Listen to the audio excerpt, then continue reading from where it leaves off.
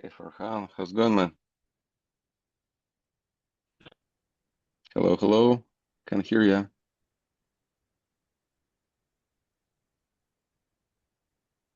Something with sound on your side. If it's Zoom, check this audio settings. Sometimes it switches the mics.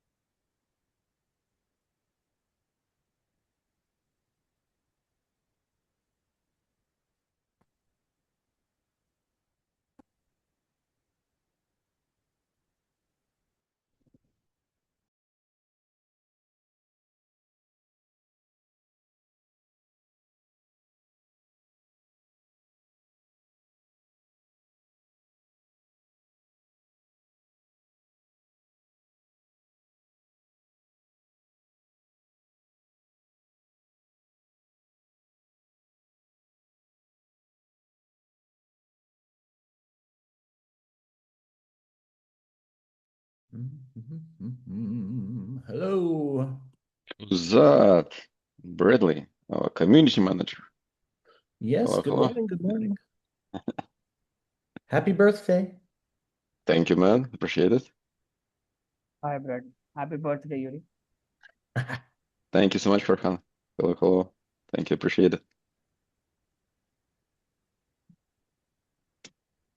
Do, do, do, do, do, do. So how's KubeCon? KubeCon is amazing, yeah, and it will most probably will take most of the today's agenda. The stories from KubeCon, yeah. I was unfortunately, really unfortunately, trapped in Vietnam the whole time. So it's a Bradley was very sad time. Bradley was installing KGB on Vietnamese beaches. Yes. Yes, we now have a a Hanoi and a Saigon KGB office. Uh, Okay. amazing. And yeah, I start sharing the screen. Let's see here. Yep. Let's see if I can do that since I've got them in different screens today. Looks good, I think. Yeah. Okay, good, good, good. And then where's there it is there. This I'm going to put here. There we go. Okay. So you see the screen, yeah? Yep. Okay, good. So yeah, as Yuri said, the big agenda item today is KubeCon. This is the first community meeting since KubeCon. So there is the issue review still down there. I took a quick look. It looks like those are all still open. So why don't we talk about KubeCon? Yuri, you were there. Yeah. We had a maintainer summit, lightning talk, a couple of kiosk appearances, and a lot of community help. So yeah, I'll Yeah. let you go over that. Actually, thank you for the list because it's very helpful, to structure the story. Um, so first day was a Sunday maintainer summit, and what is was nice here, uh, people were aware of KGB project, right? And we had a multiple KGB related chats.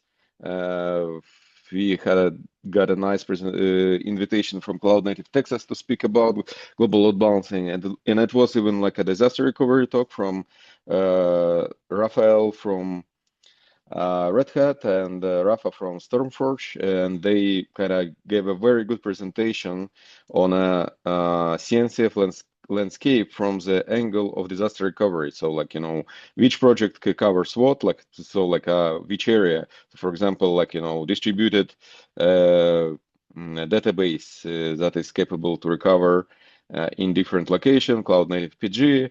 something like, I think they discovered that data replication of the volumes is not even covered. And there is a dedicated slide that was like, global load balancing. And the k8gb is one and only project that is solving the global load balancing category in general. And they put it actually interesting, like slides. So k8gb is naturally DNS-based global load balancer solution.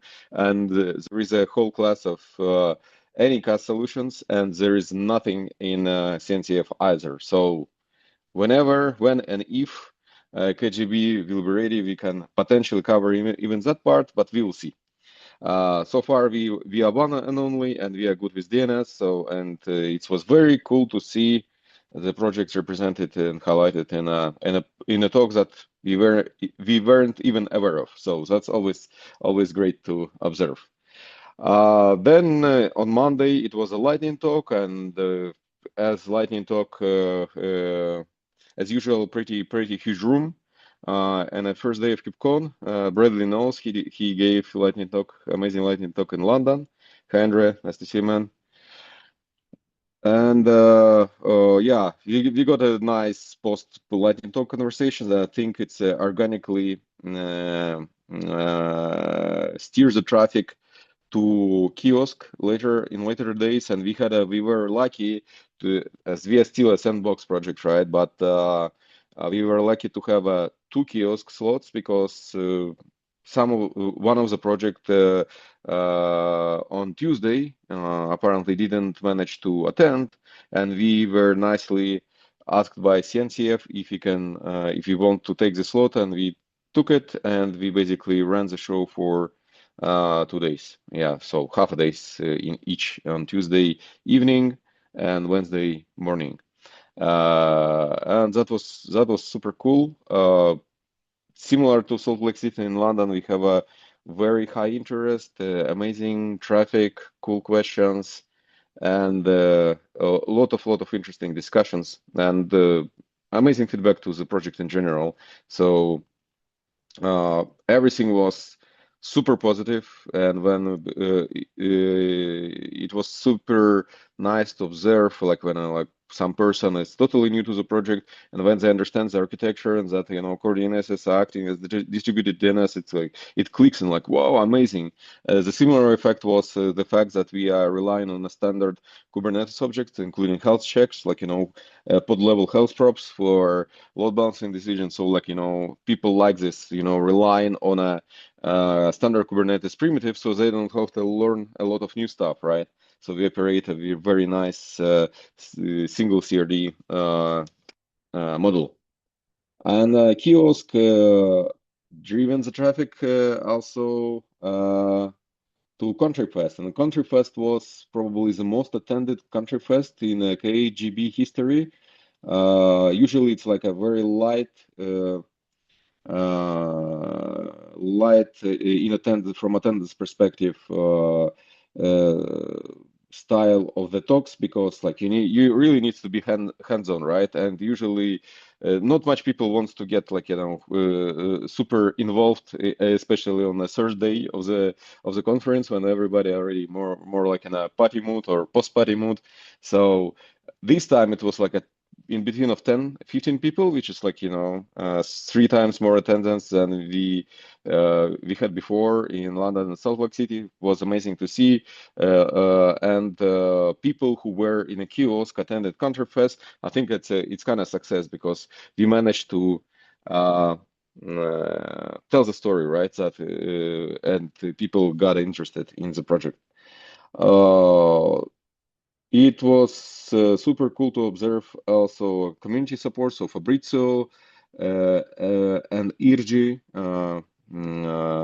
from community helped me to run the ContribFest and helped me with the kiosk as well, because like it was quite a intense and to cover both the slots alone. So it was very helpful when they managed to back me up for a little bit in a kiosk and handle the conversations parallel, and they ran a ContribFest together with me. So was super cool.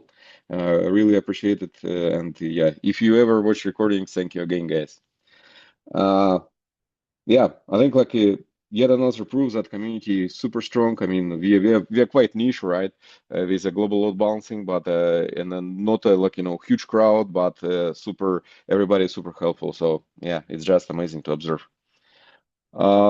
Yeah, I think that's the main part from the KubeCon, and a huge KubeCon announcement there is the deprecation of Ingress controller, right? Standard Ingress controller, and that's probably where Andre can take over and provide his amazing updates on his contribution and fresh development of the Gateway API. And Bradley, you created also a very cool overview, right? What it's all about. So somebody labeled it, I think, as a best overview in the internet. So yeah, guys, please take over.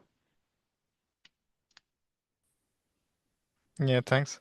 Or from my side, or implementation wise, or yeah, exactly. This issue gained some additional attention, and if people migrate, or if current users of k8gb migrate to the gateway API, then k8gb would actually not be able to support them. They would not be able to continue using k8gb. So it's quite important for us to provide this feature. And so I developed already a couple of PRs are in draft, but I think we have merged already. We are definitely merged the local setup with support for the two. So there are different CRDs in the gateway API. The HTTP route and gRPC route have a stable API, are in V1 already, and those ones I think they are merged. But there is also a TCP route, a UDP route, and the TLS route. Those are in, or they did not graduate to V1 yet, but APIs already exist, and it is unlikely, at least that the fields that k8gb is interested in, that it will be modified, because they are actually the same across all CRDs. We only care about these backend references, which points to a Kubernetes service serving the application, and the parent references pointing to the actual gateway. And everything else about how to shape traffic and so on, we don't really care about. So yeah, I will have a look, or maybe this evening, what is the current status of the PRs, and not to overwhelm you guys, I'll release one at a time. Right, and then there is also this idea. I think I will ask it in k8gb Slack first, maybe then on LinkedIn, about the idea of having two installations of k8gb in the same cluster to facilitate the migration, to circle it back with the community. If it makes, or if people would be interested in using k8gb to migrate from Ingress to the gateway API. So here the use case is, so someone uses normal Kubernetes Ingress, they want to migrate to the Kubernetes API, and the typical migration path would be setting up a new gateway, a new Ingress gateway. But then the switch needs to happen. When do clients start using the new gateway and stop using the old one? And it is possible to do a all or nothing and just change DNS or change the IPs of the load balancer, so that you move to the Kubernetes, to the gateway API. But then that implies that every single application in your cluster already supports it. So to do a phased migration, k8gb could help there. To do these, or exactly understand, is there a gateway API, or basically the users could choose, do I expose this via Kubernetes Ingress or via gateway API?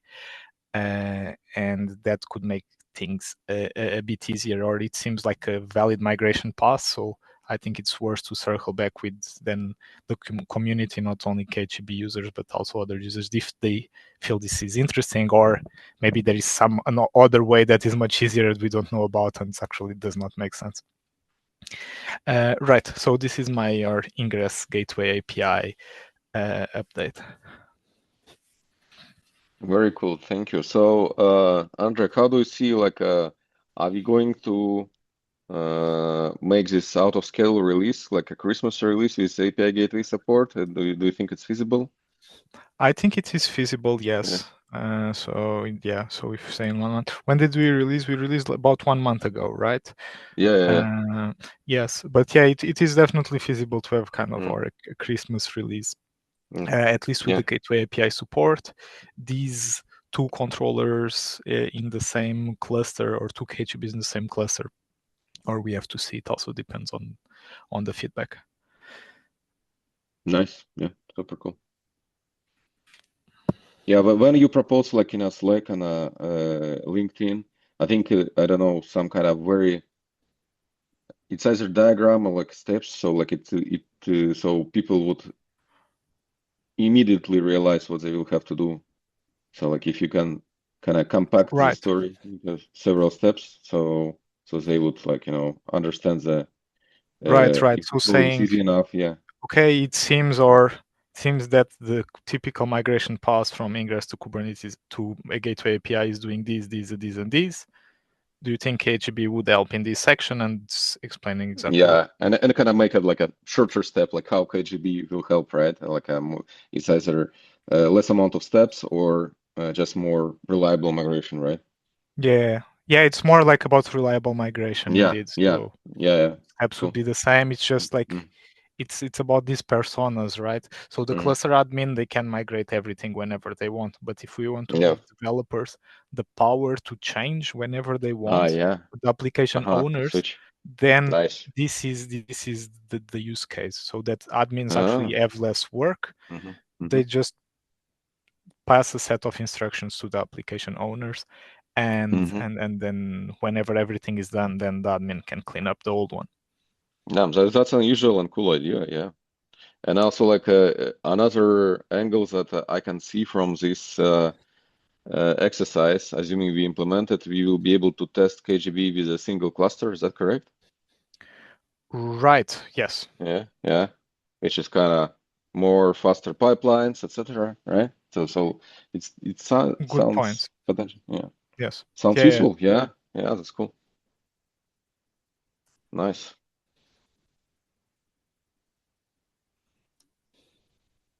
All right. Should we proceed go with through that? issue review? Yeah. Hmm? Sorry, I was trying to find my my my unmute button.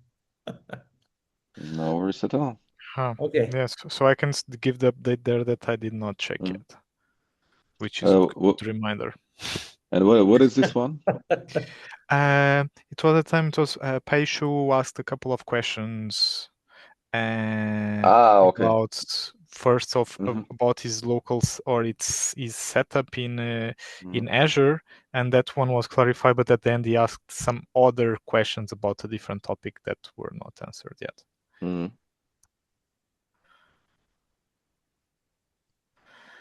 Right. Yeah. So So what's I mean, you it? want to look at it or? Yeah. I can. It's okay. I think we don't Okay. need to discuss it. Okay. Yeah. There were a couple of new issues this week, or in the past like 4 weeks.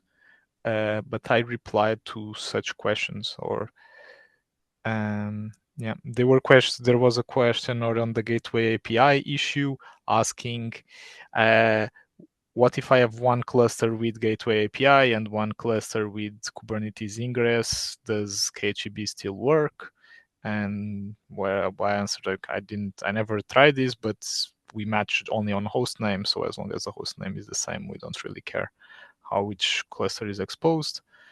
And there was also something about IPv6 support, where there was a dual stack installation that does not work. So k8gb does not support IPv6 right Yeah. now. I reviewed and tested your PR locally. I think I approved it. So Yeah, if you I didn't see. merge it yet, I did not I'm merge it yet. Yeah, so that one would be future work. I mean, if someone, it's not high priority because like 99% of clusters are IPv4, but here if someone is interested, or if this case, or Farhan as is in the meeting, wants, or this is more like Go programming to support IPv6, because we by default we create A records, DNS endpoints with A records for CoreDNS.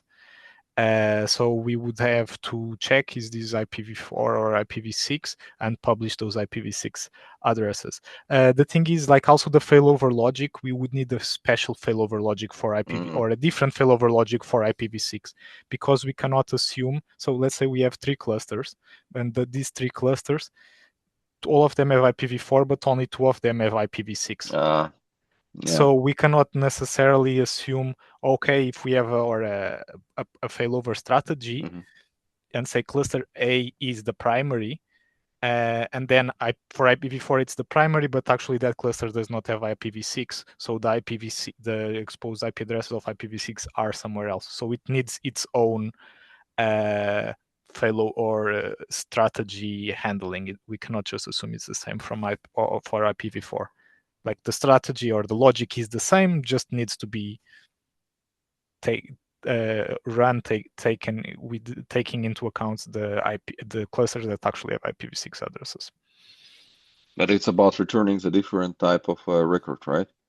Like yeah, and then they afterwards said. it's about writing quadruple A records instead of A records, and then double checking the CoreDNS plugin if it supports those if we would answer to AAA record or quadruple A queries or not. Maybe yes, I'm not sure. Yeah, but like your current PR is mergeable, right? So you created like mine a is mergeable framework, and you remove this kind of misbehavior.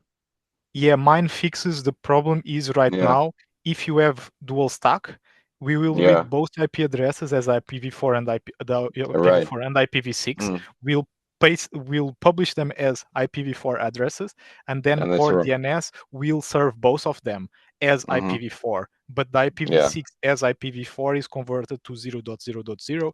So actually, which is totally confusing. Yeah.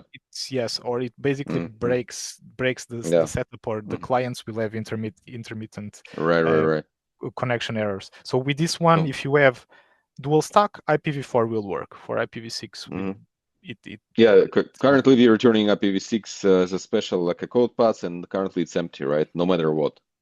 Right. Exactly. So we just parse what's IPv4, IPv6. Now we put in the garbage bin the IPv6 and use the IPv4. Cool. Yeah, I think those are the main things that popped up in the past 2 weeks. Did we look at this one? Did we look at 1906? I think Farhan is working on some of the test metrics, right? So Farhan, if you have any updates or comments.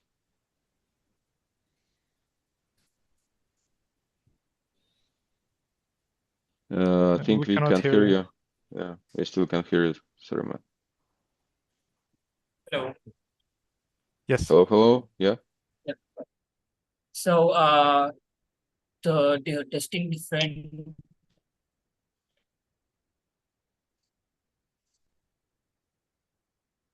I think it went out again. Yeah. Yeah.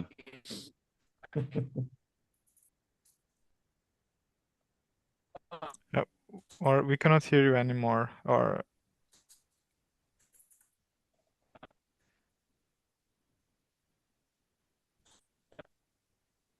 Farhan, we cannot hear you anymore. I don't know what's happening.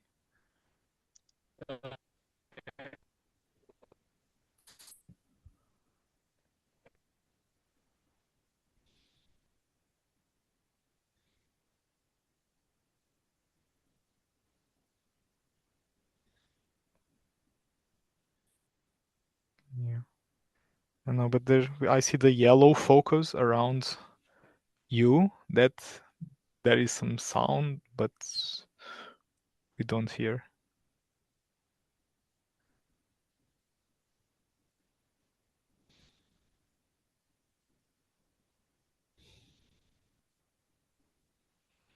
Yeah, no worries. We can continue asynchronously in Slack. Yeah, it's not it's not a big deal. Yeah. I can give some quick community update here because I haven't given any numbers in a long time.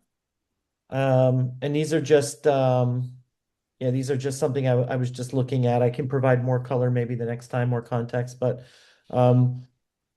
yeah, it's good to see that we're getting more engagement there, right? Things are moving along. So we have more than 150 followers now on LinkedIn, which is 50% up in the last 30 days. So we've got a lot of pre and KubeCon and post KubeCon bump there, I think.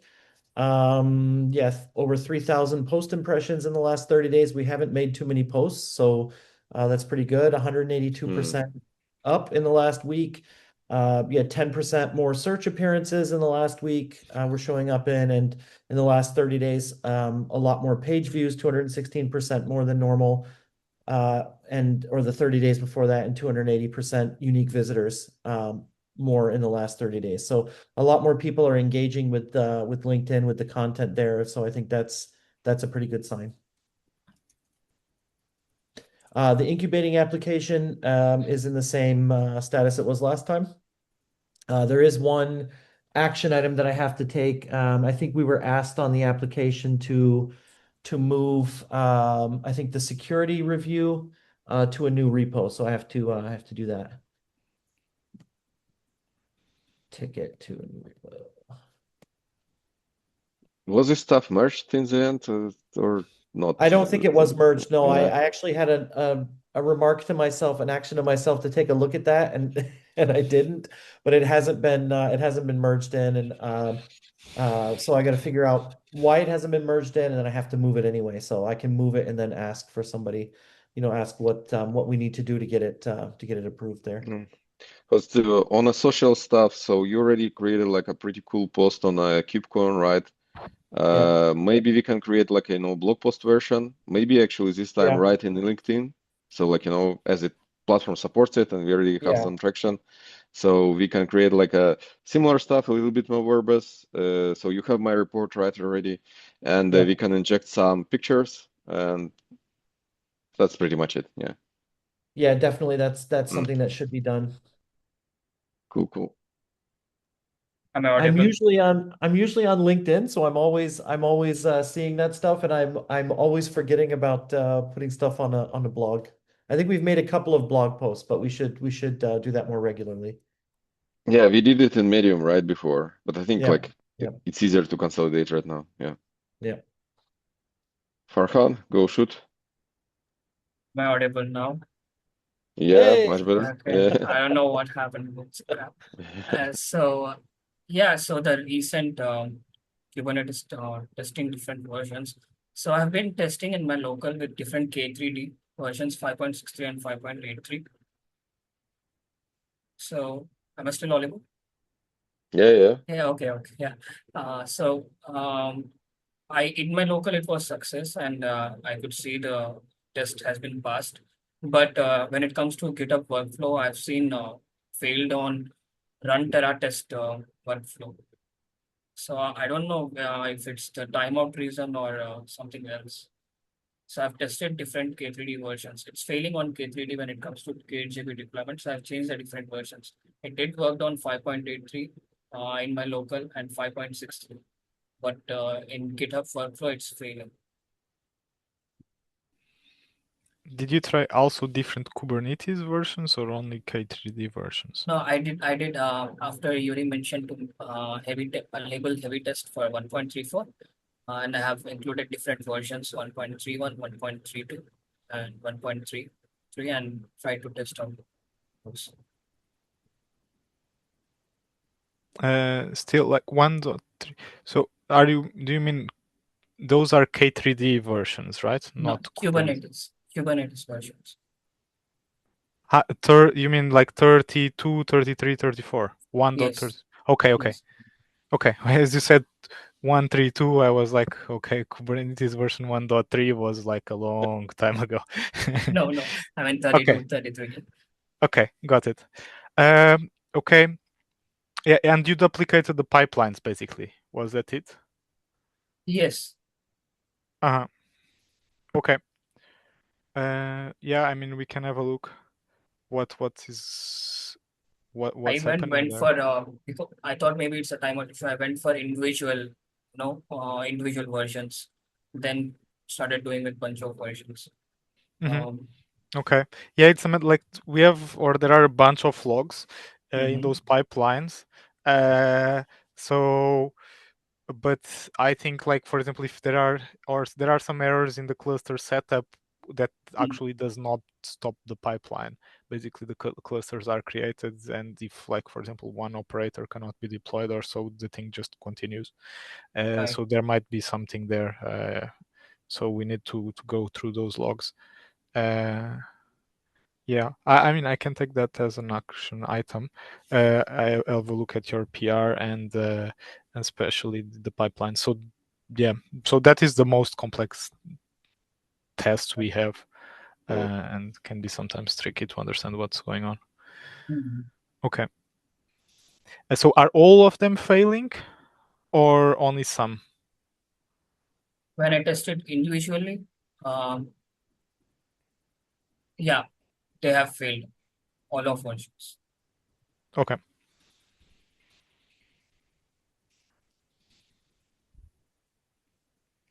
Yeah, sometimes actual error is hidden within this log archives that we have attached to the pipeline. If it gets to Terra test stage, but I'm not sure. If I understand correctly, in your case, it fails on a cluster provisioning part. No. No, it fails in run Terra test. In run Terra test, then it can be like a very deep in this log. So yeah, that's so something. All those three clusters create GSLB clusters, and then it fails later. Okay, got it. Yeah, so that's something to check this log archive. Right. And OCI fix, I think there was a minor hiccup, so that has been completed last month. I think it's mergeable. OCI fix. So yeah, it's not yet merged, right? It's not yet merged. So yeah, can you open? I think I asked some question, but I'm not sure if I have hard-coded the URL, and you asked me to parameterize. So there was one, and then I didn't mention the path for the chart. So yeah, Bradley, if you can open this one, we should be able to see the discussion. I believe it's 1973. The other one.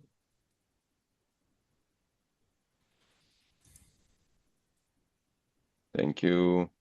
And if we can, yeah, we need to go to PR. It's below, I guess, below. There should be something linked. Yeah.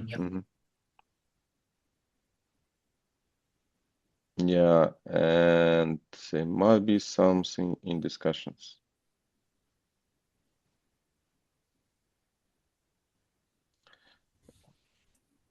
Can you open the file tab? Which one? Sorry. No, it's a files tab in a PR on the top, like to see the changes. Files changed. Oh yeah. I don't even. There it is. Yeah, I lost it for a second. There we go. Yeah. Okay, I'm registering. Okay, I'll check this one. Thank you, man. Yeah, and There's yeah, result conversation in there. So. Yeah, cool. And then we will give it another spin in the next release as usual. Yeah. And one more thing, I think there was another rollback fail. The issue number 1906, I guess, or 1907. 1907. Sorry. Okay. So I have to document impacts, right? So when I was testing rollbacks, so there was schema issue when I was doing rollback for 0.14 version from 15 to 30. So there was CRTs issue, annotations issue. That can be documented in this, or should it be documented in the other one, the rollback documentation, not the impact documentation?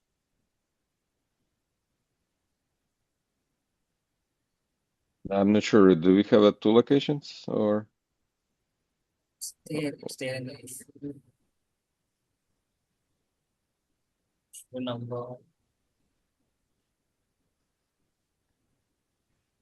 1908 issue. So I have looks like documented duplicate, that. or? Yeah, it's There was only one issue when I was doing rollback for 0.14, which was schema issue. The DNS schema issue. So that has been documented. Along with that, I have documented that annotation issue which I have got when I was testing. So should it be documented in this or 19 zeros again as part of impact?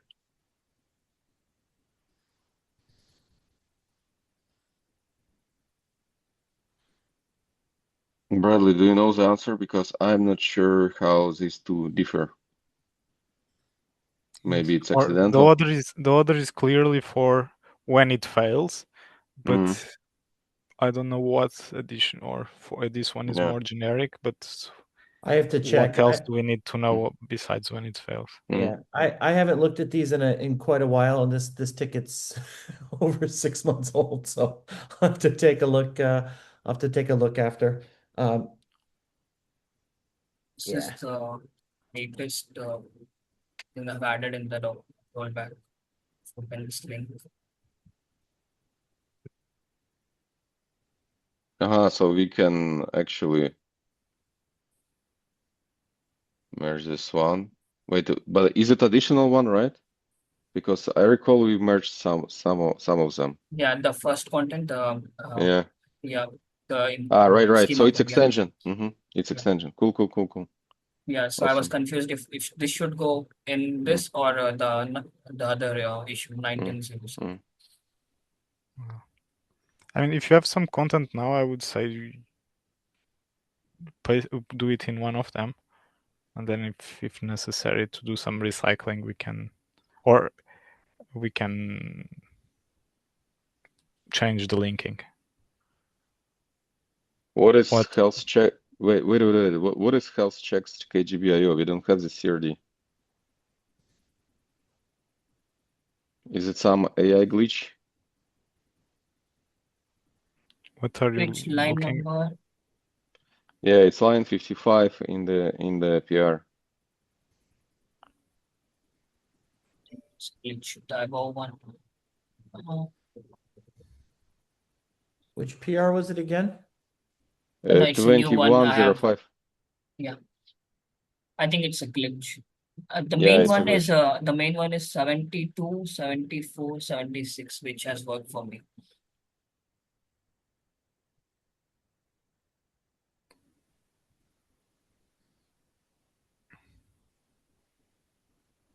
Yeah, so I will comment on the line that the CRD does not exist. Yeah. This. Yeah. And otherwise, yeah. It's good. Yeah, we need to be careful, like, I understand that you use an AI, it's totally cool, but sometimes the hallucination can be pretty dangerous. Because like health checks, it was never part of the project, like it can be confusing for the newcomer, and it probably was about DNS endpoints and external DNS, right? So, but yeah. Also, deleting GSLB or deleting a CRD, it's probably yeah, it might be intrusive, that right? should not be done. Yeah, because it will then delete all GSLBs. Yeah. Yes, all GSLBs. All shares. And if someone is using GitOps, then they'll be recreated and it will be more or less okay. But there are definitely some setups where it's imperative, and then people will more not know what they had in their clusters.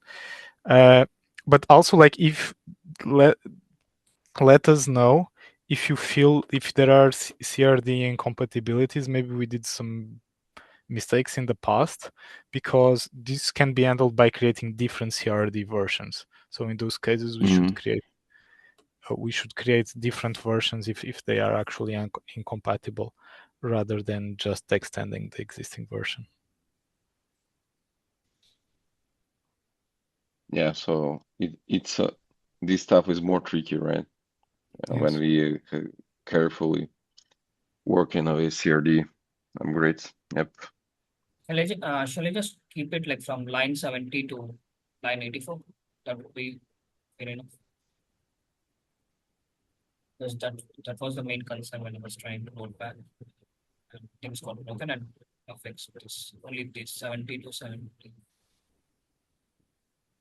You mean like without deletion? Yeah, but like, yeah, you can try I it out. tried to put it in a like to make sense with the about like Mhm. about the things that I've mentioned.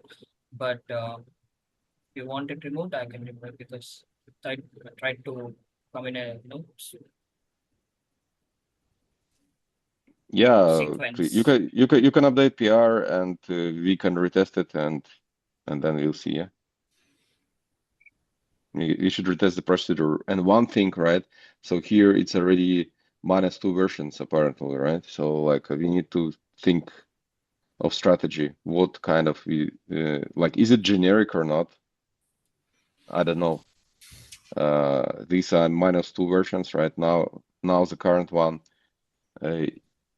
is 0.16, and here we are testing 14 and 15, right? So do we want to keep it as it is? Do we want to update to the latest version? How we maintain it? That's a little bit tricky, right? Is it generic across the versions? Most probably not, because like sometimes we introduce the breaking changes. So I need to think about it more, to be honest. Yes.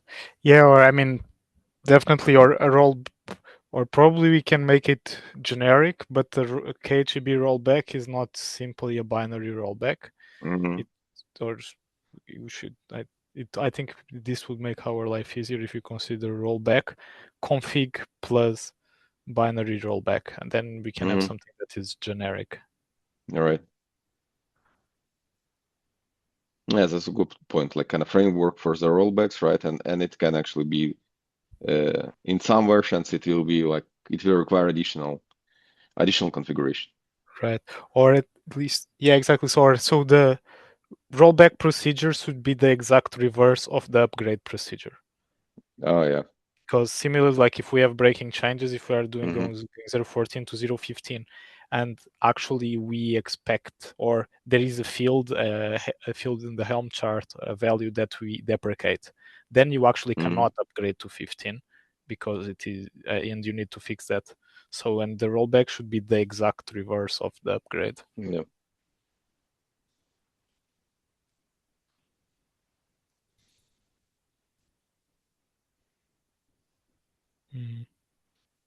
Yeah, so they're like in the testing setup that you've been done, probably it makes sense to first do an upgrade so that you know exactly what changes and then do the rollback afterwards.